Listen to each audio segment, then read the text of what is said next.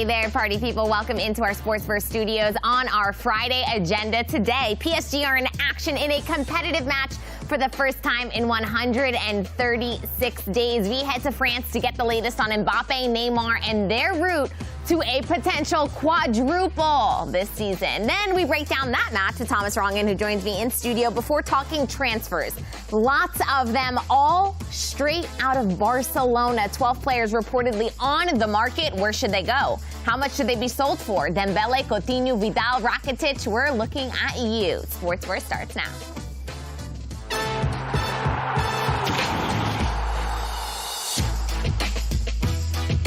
Hey guys, this is a reminder that this is an interactive show, so comment below. Let us know what players you think Barcelona should offload and which ones you think they need to hold on to, and we'll get to those comments in just a bit. This is also a reminder what's in store on beIN Sports today. What a day we have for all of you.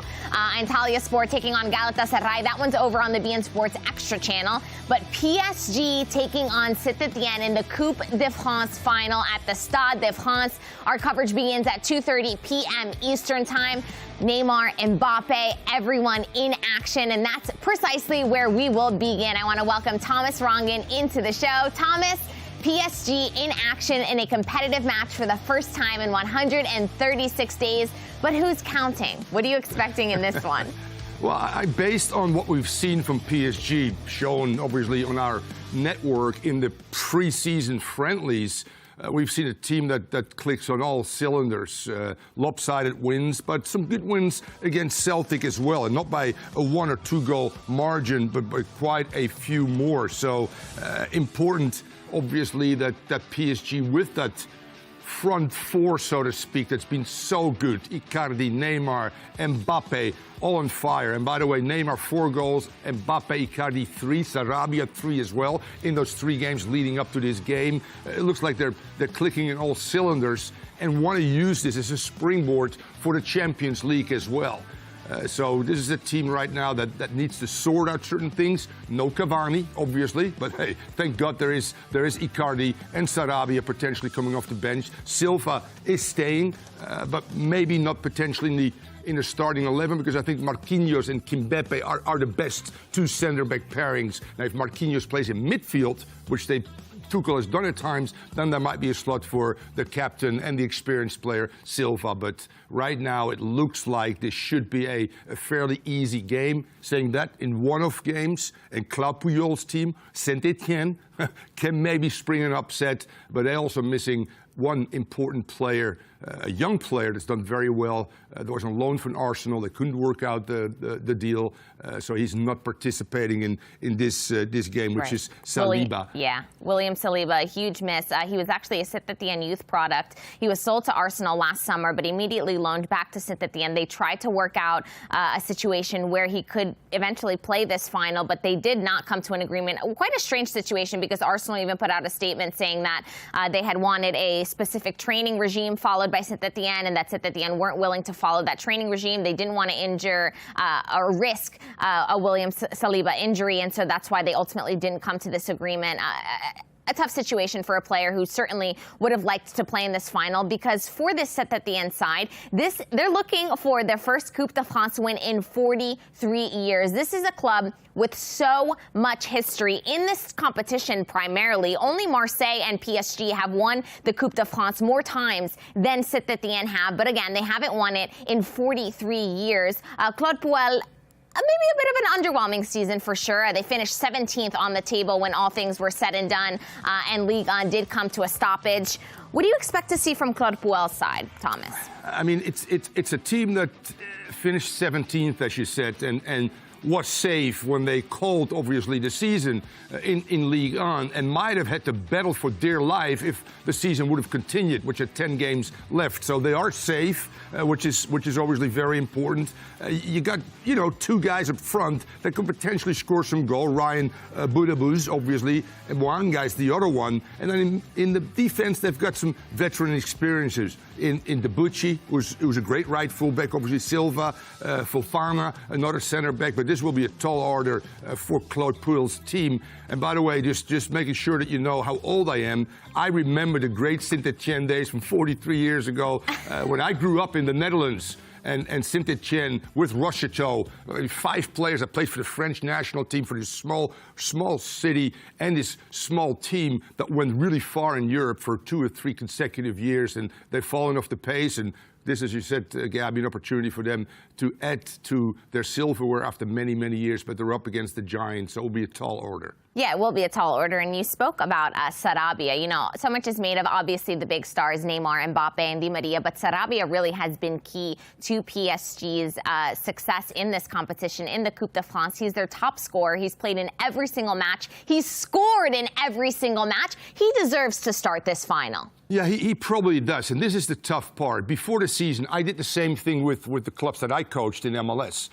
There's 4 or 5 guys that are on the teeter of being starters. So you reward them in cup competition, so to speak. And then in the regular season, you start what you perceive to be your best 11. And that's open for discussion. So Sarabia gets opportunities. The backup goalkeeper gets opportunities in those cup competitions to play, also because it's a very hectic schedule and it gives the starters and Tuchel the opportunity to rest some players. But if he looks at the UCL right now, I would think that he will start his best 11, maybe his best 9 or 10, so to speak, because he isn't sure yet in 1 or 2 positions how he wants to go. We talk about that front 4. Can they play with that front 4 in a tough quarterfinals in the Champions League where teams are very good? It can hurt you on the counter. Does he go with 3 and build in a little more security? So very interesting to see how Tuchel approaches this, and if he just continues with the theme saying, hey, Sarabia, you've played in every game,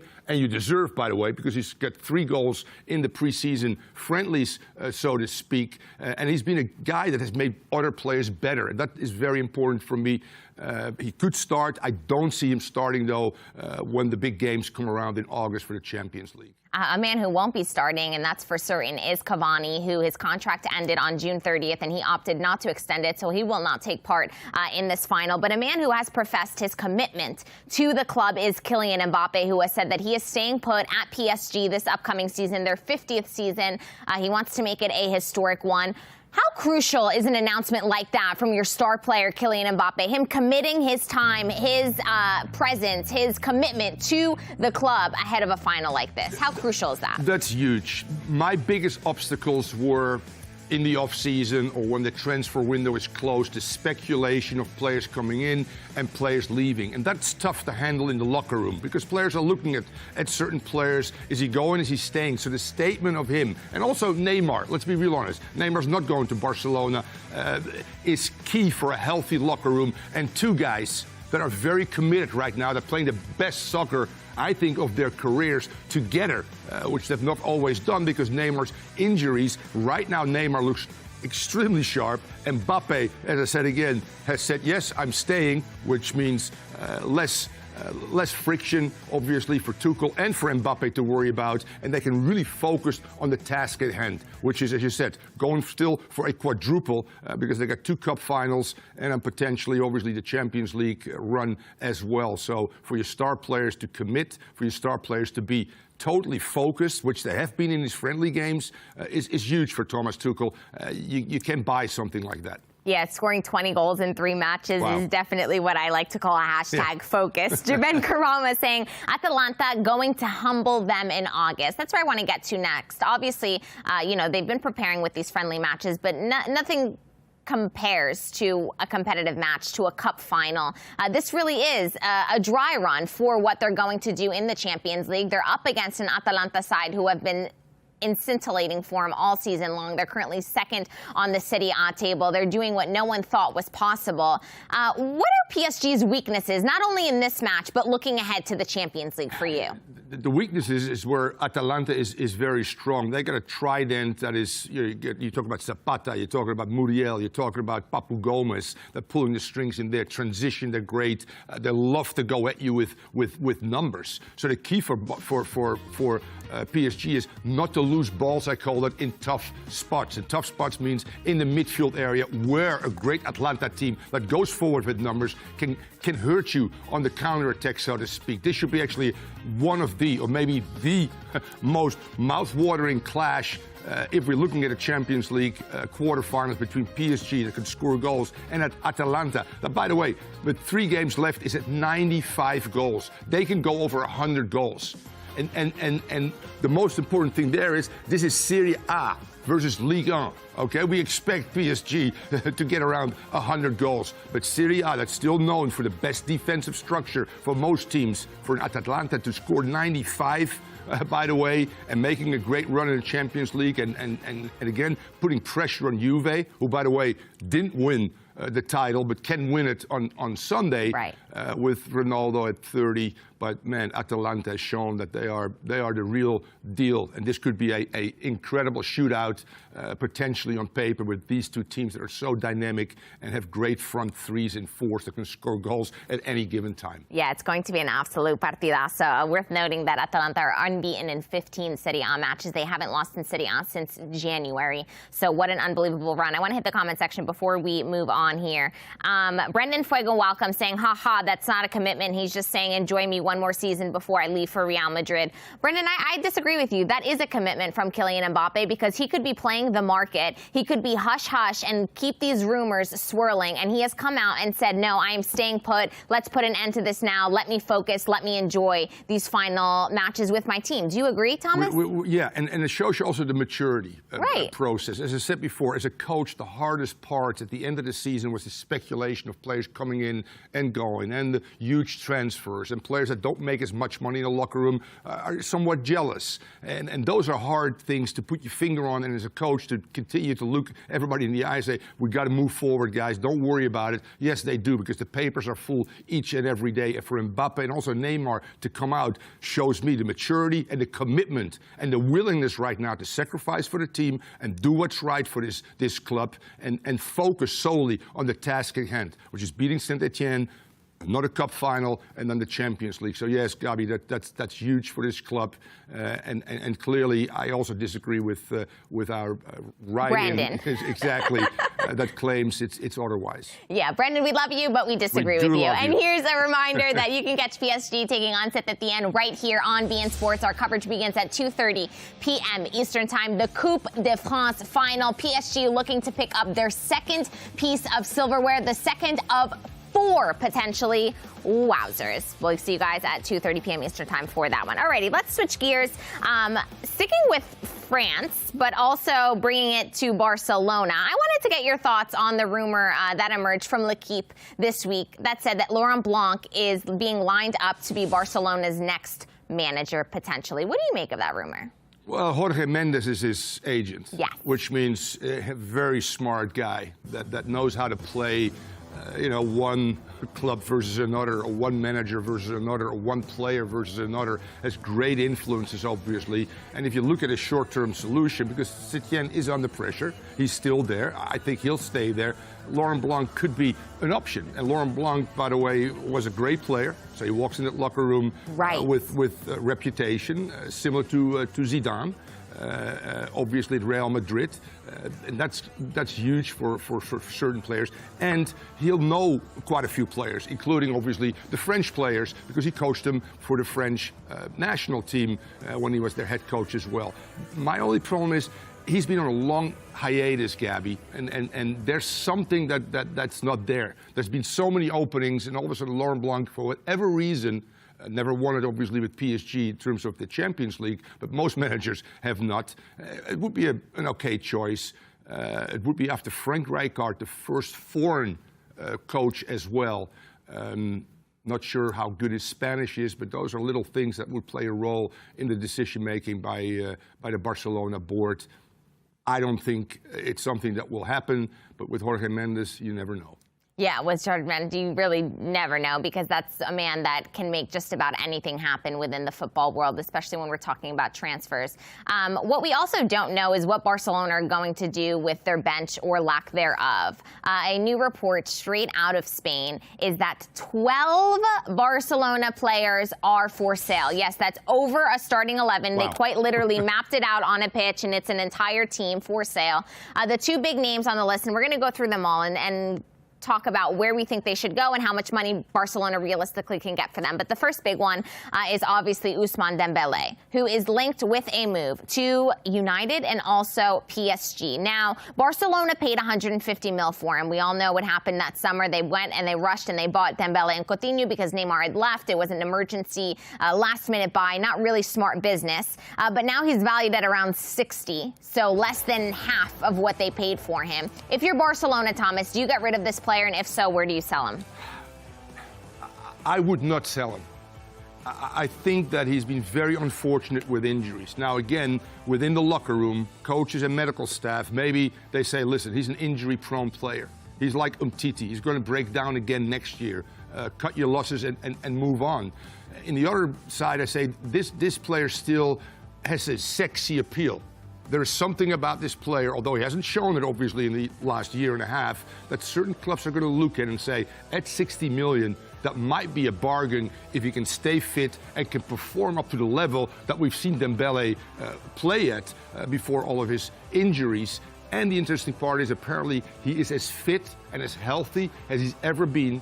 And could he, which he is, he's on the roster for the Champions League, not for La Liga, could he actually play a role off the bench, or maybe even as a starter, for Barcelona going forward? So he could make a huge impact in the next month, so to speak, in the Champions League if he gets the opportunity to show Saint-Etienne, who's currently still the coach, and the board that he's still a guy that they could potentially rely on. Yeah, I want to hit the comment section here on Dembélé. Richard Murray saying Dembélé is no good for Manchester United. He will be benched, or PSG. He will have big shoes to fill. He needs a mid-table team. Well, Rich, the problem with going to a mid-table team is that a mid-table team cannot afford Dembélé's wages. Correct. Similar situation to Philippe Coutinho, who also has very high wages. Barcelona purchased him at 160 mil that summer. He's valued also at around 60 mil now. And this has been a huge problem for Barcelona because they do not want his wages anymore. He is not considered part of Quique Setién or Barcelona's plans moving forward, but no one wants him. What do you do with Coutinho, Thomas? I think you have to cut your losses there. I think there's an EPL team in the upper tier that looks at what he's done at Liverpool, that say, you know what, if we can get him in the right frame of mind and what he's done for Brazil on occasions as well, this could be a very useful player. So, you know, again, it's a little bit tantalizing. Bayern doesn't want him anymore. He's become a journeyman, loaned out, which is not good for his psyche. I think with a good club and a good manager that can handle his psyche, so to speak, and push the right buttons, which it seemed at Barcelona and Bayern coaches weren't able to do, he could actually be, for that price, a surprise for a team, although I deem him to be a luxury player. So you got to build a team around him. So tough for Coutinho, tough for Barcelona, but somebody in the EPL maybe could become a winner if that price tag keeps dropping. Well, I have that club that could be that somebody in the Premier League who is linked with a move for Coutinho, Arsenal. Do you like that move? Yeah, I do, because I think Mikel Arteta is the right coach for Coutinho. He can put his arm around him.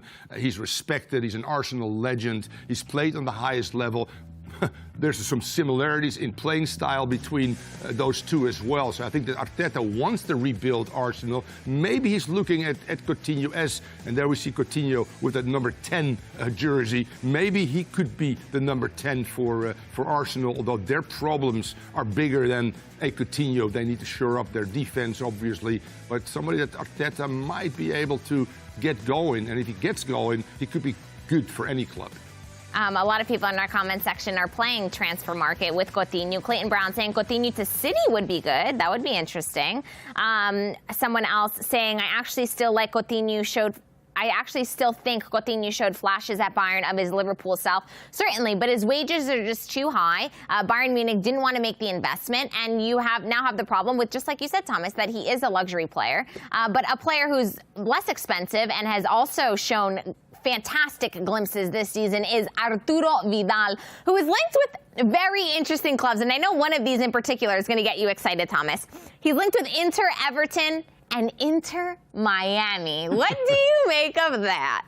Well, if I look at Inter Miami, it's actually a player that they can use. I've called their 3 games. Obviously, they haven't been successful. They're 0-5 right now. I think they miss a player like him, a box-to-box player that is obviously a tremendous footballer and a great name, which from a DP standpoint, and they have a DP opening, David Beckham and Inter Miami, that could be an interesting one. Although I still think that, for instance, a Cavani, a number 9, is more needed for this Inter Miami team than maybe a number 6/8/10 that he's played for Barcelona. He's played so many different positions, right.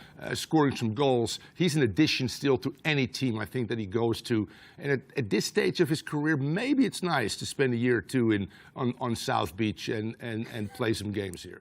I certainly don't hate my life on South Beach, so I don't think he would either. Gino Fuentes saying Vidal in MLS would dominate in midfield. Richard Murray saying Inter Miami is smart, CONMEBOL, and he is a team leader and worker, leads by example. He would be a great pickup, but the other options also on the table are Inter and Everton. Arturo Vidal has long been linked with a move to Inter, as has the potential of an Ivan Rakitic moving there also, who's another player who also needs to be offloaded this summer.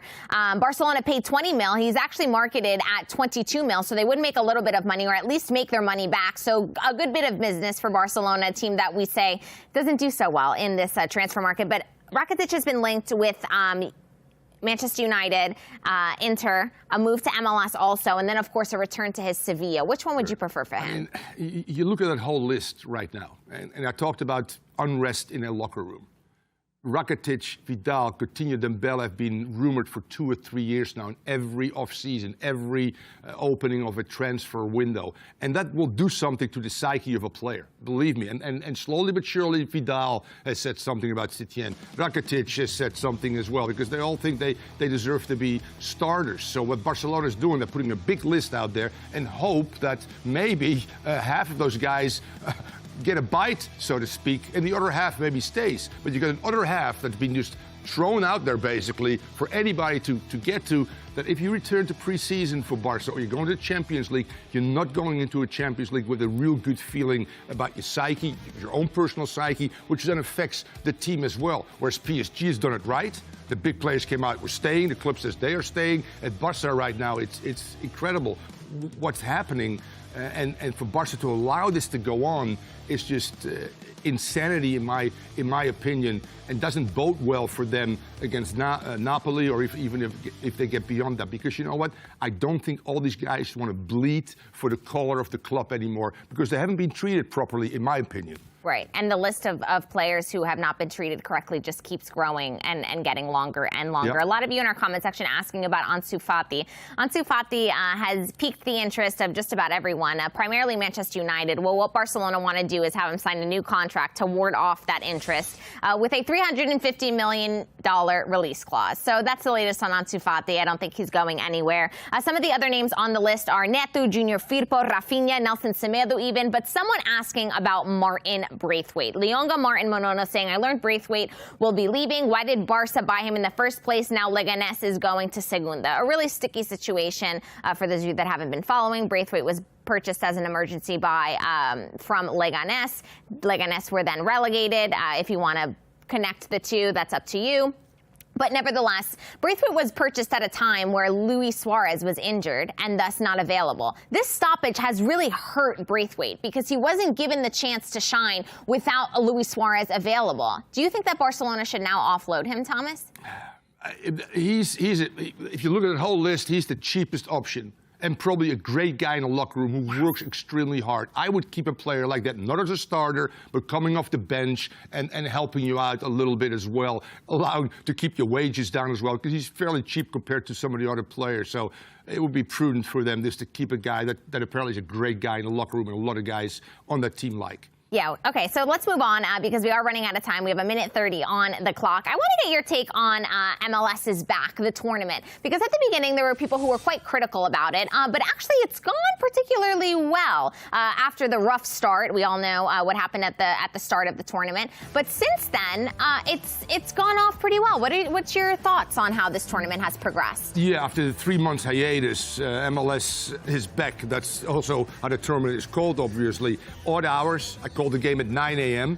On practice field in Orlando, which is not easy. Harsh conditions in terms of heat and humidity. No fans as well. But what I like about this, you know what? Atlanta United, bye-bye. Miami, bye-bye. Galaxy, bye-bye. Some of the bigger names aren't there, and some of the smaller names, like Orlando City, I like. Columbus Crew, 3-0. Bruce Arena and New England Revolution are there as well. And you know what the in vogue team right now is? Mateus San Jose with Amado is playing some unbelievable football, and I picked them to go really far in the knockout stages that start tomorrow. Well, that's my next question. Who do you pick to win it all now? I got a little bit of a man crush on a former teammate of Bobo Vieri, by the way, Almeida, the coach Chivas Guadalajara, came to the United States and has implemented a style of football, Gabby, that you will love. It's like Atalanta and PSG combined. Let's go forward, baby. Screw goals. Wow, Thomas Rongen professing his love for the latest man crush. Absolutely love it. This is a reminder to join us for the PSG versus Saint-Etienne